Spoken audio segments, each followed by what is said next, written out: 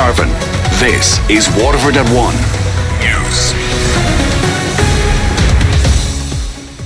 Good afternoon, I'm Julie Smith. Today's top stories. Anti-government protests turned violent in Hong Kong. Caution sounded over the €12 million lifeline for Waterford Airport. The jurors in the Anna Kriajal murder trial begin deliberations. And in sport, Ardmagh man Thomas Ahern is set to debut for Ireland in this afternoon's Under-20 Rugby World Championship. Rubber bullets and tear gas have been fired at protesters in Hong Kong. Thousands of people have been blocking roads and buildings, angry about plans to send criminal suspects to mainland China for trial. Bricks and other objects were thrown at police as protests turned violent. Irish journalist Aaron McNicholas, who's working in Hong Kong, says he's needed treatment for tear gas. About 15 or 20 minutes after the tear gas was first used, we were advised that if we wanted to leave and get home safely, then now was the time to do so. If that is the case for my employer, then I'm sure that for many other foreign employers here in Hong Kong. Caution has been sounded over the Transport Minister's agreement in principle to commit €5 million of capital funding to Waterford Airport. The commitment has been given to match the funding pledge of €5 million by private investors Glanbia, Coolmore Stud, Dawn Meats, Stafford Wholesale and Waterford Distillery. Construction and aviation expertise has also been pledged from aviation expert Conor McCarthy and Noel Frisbee. Local authorities in Waterford, Kilkenny and Wexford will also invest €2 million of the €12 million needed to revamp the airport, which had no commercial flights since 2016. Transport Minister Shane Ross said the money would be forthcoming only if the private investors do so first. Funding also depends on delivery of the project for €12 million. WIT lecturer and economist Ray Griffin said that was the figure proposed over a year and a half ago. Well, we know construction inflation is running at around 20% per annum at the moment, and that a lot of government tenders are not coming in close to what they were bid at. We know that there's capacity constraints in construction, and so our hope is that it can be done for 12 million, but that was a year and a half ago when this deal was put on the table, and one would feel that they're trying to run down the clock in government. The CEO of Waterford City and County Council says the target is to have the runway extension complete for spring of next year. Michael Walsh is on the board of Waterford Airport. He explains the next steps. We have to apply for planning permission for the widening of the runway and the extension on the northern end. There's an existing permission on the southern end. The target would be to have it done for spring of next year.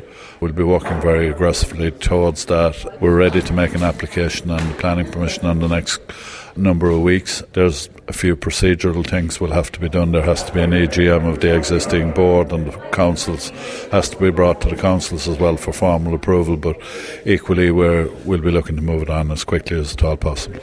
Waterford Minister of State John Halligan says he's confident that a carrier can now be found following this investment.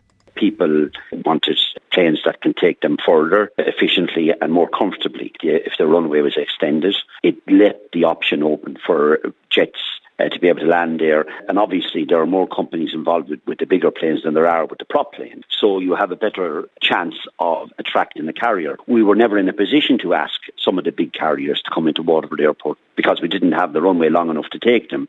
Now it's open to a multitude of carriers right across Europe to operate out of Waterford Airport when the runway is completed.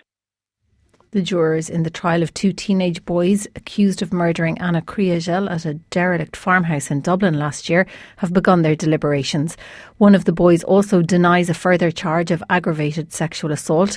Our courts correspondent Frank Rainey has this report, which some listeners may find distressing.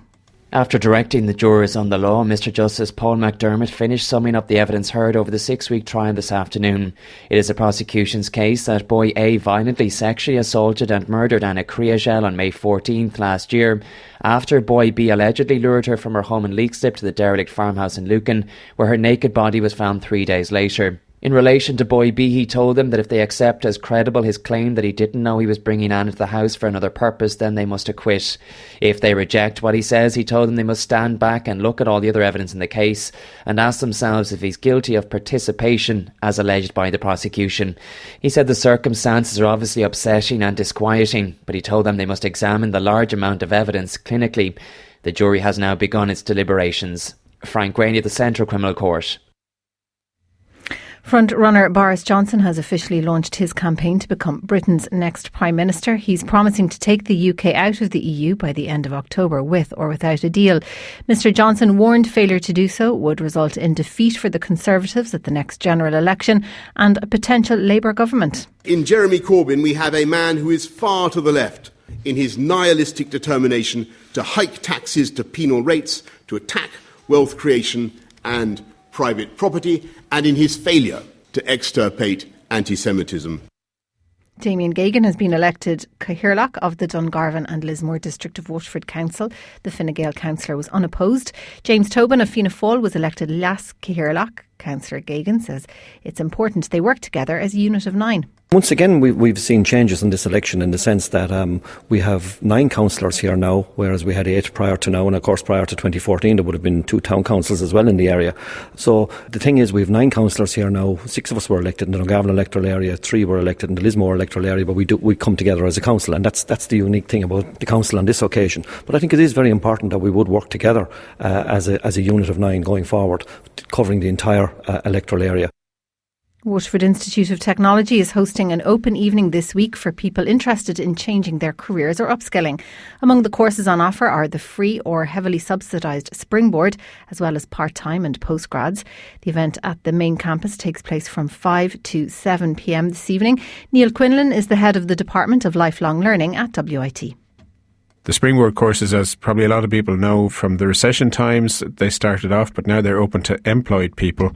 They're in all kinds of areas which are really relevant for getting a job or making progress in your current job. The courses are funded by the government from the National Training Fund based on areas which employers are looking for people in. So data analytics, digital marketing, computer programming, automation, engineering, all of these different types of areas which society needs more skills in. And Waterford farming families who are worried about vulture funds or farm loans are being encouraged to attend a meeting in Tipperary this evening. The ICMSA is hosting the public meeting at the Horse and Jockey Hotel at 7:45. Philomena Fitzgerald has died at the age of 88. The mother of Phil Linnett, who had cancer, passed away overnight at her home in Sutton in North Dublin. Roisin Dwyer, commissioning editor for Hot Press, says Philomena was a larger-than-life character.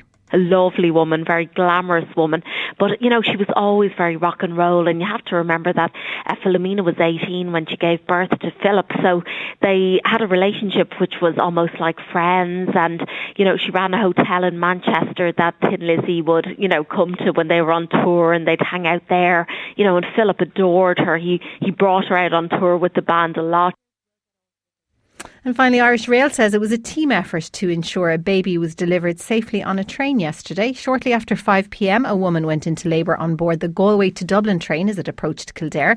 An off-duty doctor was on board and assisted the woman as ambulance crews made their way to the station.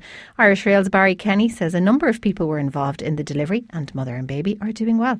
It was a very serious situation, and we're just pleased to say that, I suppose, really the public spiritedness of both of our own employees and particularly the medical personnel and other non-medical personnel who assisted as well in terms of ensuring that the area was secure. A real team effort with a lot of people who probably didn't expect to be caught up in such an exciting development. WLR Sport. Thanks to Boland's Hyundai Waterford. Preview the award-winning 192 Hyundai range. See bolands.com. Starting with rugby, and Ronan O'Gara is to join La Rochelle for next season in a head coaching role. The former Munster and Ireland legend is set to take up the appointment with the French top 14 team at the end of July. He's to work alongside La Rochelle's director of rugby, John O'Gibbs. Warren Gatland has been confirmed as the British and Irish Lions head coach for the 2021 tour to South Africa. He'll take up the role in August 2020 after he leaves his role as head coach with Wales following this year's World Cup. It will be Gatland's third time to take charge of the Lions, going unbeaten in his last 2. Ireland must secure a bonus point win over Italy in their final Pool B match at the World Under-20 Rugby Championships to have any hope of reaching the last 4. Noel McNamara's team can only qualify as best runners-up, so they'll need other results to also go their way. Ardmore man Thomas Ahern is set to debut for the Under-20s in this afternoon's game, which begins at 2:30 in Argentina. To soccer, and former Irish captain Robbie Keane has confirmed that there's an offer on the table from Middlesbrough to join as assistant manager alongside his former Leeds and Tottenham teammate Jonathan Woodgate. Keane had lunch with club chairman Steve Gibson yesterday. The Dubliner says he needs time to think about the offer but could make a decision by the end of the week. And the Republic of Ireland's under-21s face Brazil's under-22s in the semi-finals of the Toulon tournament this afternoon. And Jason Malumbi will captain the Republic of Ireland team. To date, Stephen Kenny's team have recorded positive results against China, Mexico and Bahrain. Jason is a native of Cappoquin and plays for Brighton. He says he will always be proud to be a former Railway athletic player. I'm from a little village, Cappoquin, and played with Railway all the way up. And I think they show a lot of support, and it means a lot to the local town for me to be over here representing my country, and can't thank them enough for everything they've done. It's probably made me the player I am today. When I'm home for the summer and stuff, I go in to see the younger kids and stuff, and just kind of show them that there's a pathway no matter where you're from in Ireland. You know, there's a pathway, and if you work hard enough you can get there. Kick-off this afternoon in France is at 4:30. And the Waterford Schoolboy League manager Derek Brown said he was happy with his team's victory this morning. Yeah, I think there was a good reaction after yesterday. But look, the boys knew yesterday we played well, we had most possession, but we didn't take our chances. So I think there's a bit more relaxed. Second game, they're used to the setup now, they know what's expected of them, and in fairness, we played serious football. And the Waterford Schoolboy League will be back in action this afternoon when they play the Wexford League. Yesterday they defeated the West Waterford East Cork League 1-0.